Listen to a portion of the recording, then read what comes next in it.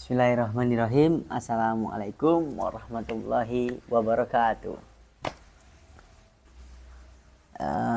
Perkenalkan, nama saya Ranzu Adnan Maulana, NIM saya 530 2021 0104. Di sini saya akan memenuhi tugas dari Falsafah Al-Quran, dosen pengampu yaitu Pak Najib. Di sini saya akan menyampaikan yaitu tentang judul ibadah. Jadi ibadah bagi pengertian umum atau pengertian awam, ibadah berasal dari kata abada ya'budu, ibadatan, yang bermakna menyembah atau beribadah, mengabdi dan ketaatan.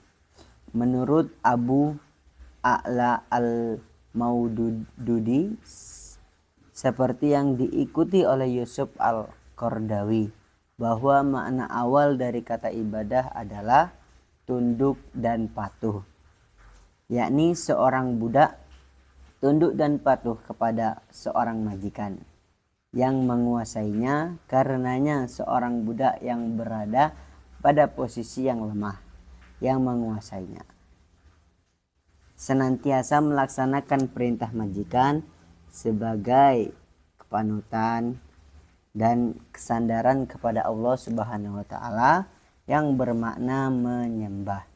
Hal ini berarti seorang yang dijadikan dirinya sebagai abdun atau abdi sesuatu, misalnya yaitu abdi negara. Siapakah abdi negara itu? Abdi negara seperti tentara, seperti polisi, ya kan? Maka ia harus menyadari bahwa dirinya adalah milik negara. Kalau saya kan milik kamu, gitu ya. Kemanapun ia diarahkan, ia harus taat dan patuh karena ia miliknya. Tuh, inilah makna ibadah secara umum atau secara harfiah yang dapat dipahami oleh kaum awam atau kaum mu'alaf atau kaum yang belum mengetahui pengertian ibadah itu. Lanjut, langsung saja kita masuk ke hakikat ibadah. Hakikat ibadah itu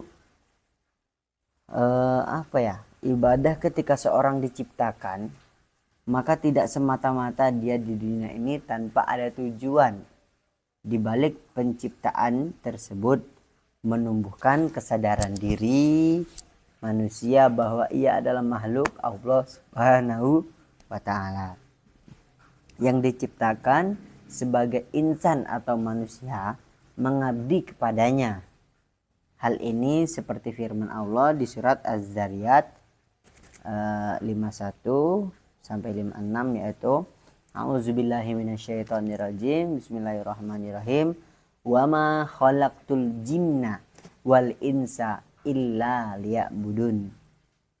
Dan aku tidak menciptakan jin dan manusia melainkan supaya mereka mengabdi atau menyembah kepadaku. Jadi dalam Al-Quran telah mengatakan, yaitu Allah itu tidak, kenapa dia ciptakan jin, kenapa dia menciptakan manusia, kenapa dia ciptakan hambanya, yaitu melainkan untuk menyembah kepadanya. Seperti inilah polisi, tentara. Kenapa mereka dijadikan polisi? Kenapa mereka dijadikan tentara? Yaitu untuk mengabdi kepada negara, patuh kepada negara. Semua peraturan harus dijalankan. Gitulah secara contohnya. Jadi pengabdian atau penghambaan kepada Allah merupakan salah satu tanggung jawab manusia dan jin secara fitrah diciptakan oleh Allah Subhanahu wa taala. Sehingga segenap dinamika hidup manusia ini di bumi seharusnya didasarkan oleh prinsip dan nilai-nilai ubudiyah, baik aktivitas yang bersifat politik, pendidikan, ekonomi, sosial, kemasyarakatan, dan lain sebagainya. Menurut Imam At-Tabari, di dalam tafsir beliau, bahwa tujuan Allah menciptakan manusia dan jin untuk mengabdi kepadanya. Jika mereka berbuat yang, maka akan dibalas pula dengan pahala. Tetapi jika mereka berbuat yang jelek, maka mereka dibalas dengan siksa nanti di hari kiamat atau yaumus sa'ah atau yaumul jaza, yaitu hari pembalasan, hari kebangkitan. Nanti itu kita harus siap apa yang kita lakukan di dunia ini. Lanjut, hakikatnya sudah. Lanjut ke bagian C, yaitu fungsi dan tujuan ibadah. Jadi fungsi dan tujuan ibadah itu simpel sebenarnya. Dari sisi urgensi dalam menafsirkan ayat-ayat tentang ibadah, ditemukan konsep ibadah secara fungsional adalah menumbuh kembangkan nilai-nilai ketauhidan dan mengokohkan dalam jiwa. Atau dalam beberapa kitab tafsir dibahas bahwa seorang hamba yang dengan jiwa raga beribadah laksana semakin banyak mendapatkan siraman melalui ibadah, maka bersangkutan semakin suburlah dia, ya, ibadahnya, badannya sehat walafiat itu kan. Kenilaian tauhid juga pun akan berkembang kepada dirinya masing-masing. Sebaliknya, semakin jarang hamba melakukan ibadah atau semakin memberikan kesempatan bagi dirinya terjauh atau mendekati maksiat, yaitu nilai-nilai ketauhidan. Fungsi itulah dari dua ini, ketika kita melakukan kebaikan, ketika kita melakukan kejahatan, itu pasti akan dibalas sesuai apa yang kita lakukan. Fungsi ibadah yaitu dalam ini manusia terkait dengan fungsi dan kedudukan. Manusia adalah Abdullah, yaitu hamba Allah. Ada 4 macam hamba Allah sebagai berikut. Yang pertama, hamba karena hukum, yakni budak-budak zaman dahulu itu.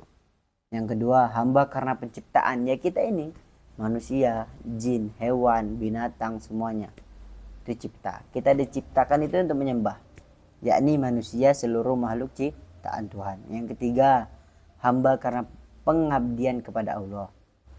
Yang keempat, hamba memburu dan kesenangannya. Dari keempat tipe hamba ini, ya, dapat kita simpulkan masing-masing kita masuk golongan yang mana.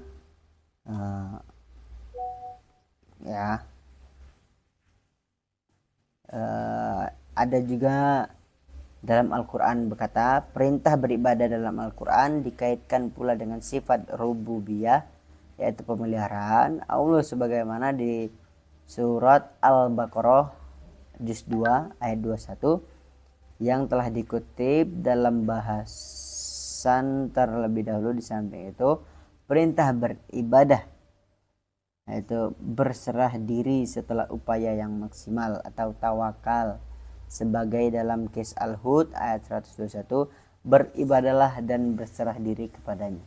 Jadi kita jangan mikir ibadah saya diterima apa enggak, ibadah saya percuma apa enggak, ya itu urusan terakhir. Yang penting kita tuh melaksanakan kewajiban, ibadah sholat, ibadah sedekah, ibadah haji, ibadah umroh, semua itu tidak bisa kita ukur. Ada emang ya, yang pertama ini aja lah, insya Allah ibadah kita tuh diterima. Yang pertama, kita harus istiqomah, jiwa dan raga kita itu harus memikirkan apa yang kita lakukan saat itu. Sholat ya mikirin sholat, jangan mikirin makan. Seperti itulah ya. Lanjut, yaitu dari hikmah ibadah. Hikmah ibadah dapat saya sampaikan, yaitu setiap ibadah dalam syariat Islam diteliti dan diselami hikmah rahasia, dan maka tidak ada ibadah yang kosong dari hikmahnya. Para ulama mengatakan tiap-tiap amal dari amalan-amalan syariat, baik ibadah maupun akhlak terpuji ataupun tercela, terdapat hukum tertentu dan hikmah-hikmah yang diistimewakan dalam rahasia yang menghendakinya. Itu jadi dapat kita simpulkan merupakan hubungan dapat kita simpulkan dari apa judul ini, timbal balik dua pihak, yaitu yang mendominasi dan pihak yang didominasi. Pihak yang mendominasi menguasai kebebasan dari pihak yang didominasi, sehingga ia menundukkan perasaan, pikiran, dan perbuatan kepada apa yang dia hendaki oleh yang ditaati.